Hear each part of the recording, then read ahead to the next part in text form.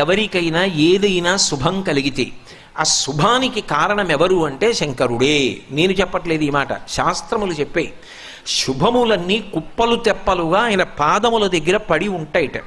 ఆయన అనుగ్రహించాడు అనుకోండి, ఓసారి ఇలా అంటాడు అంటే అది ఎగిరి వెళ్ళి ఇంటికి తోరణంగా పట్టుకుంటాడు. అందుకే ఒక గడుసు కవి ఒక మాట అన్నాడు, నేను ఓ పువ్వు పట్టుకొచ్చి మీ పాదాల మీద వేశాను అనుకోండి, నేను వేసినది ఇది పువ్వు, మీ పాదముల మీద ఉన్నది ఇది పువ్వు. నేను ఒక పువ్వు పట్టుకెళ్ళి మల్లికార్జున లింగం మీద వేశాను అనుకోండి, పరమ ప్రేమతో వేశాను అనుకోండి, ఆ పువ్వు ఓ ఏడాది తర్వాత నా ఇంటి మనవడు. నేను ప్రేమతో వేసిన పువ్వు 2 ఏళ్ల తర్వాత నా ఇంట్లో మనవరాలు. నేను ప్రేమతో వేసిన పువ్వు నేను కట్టుకునే ఒక ఇల్లు. నేను వేసిన పువ్వు నాలో కలిగేటటువంటి భక్తి. నేను వేసిన పువ్వు ఏ వయస్సులో నాకు రావాలో ఆ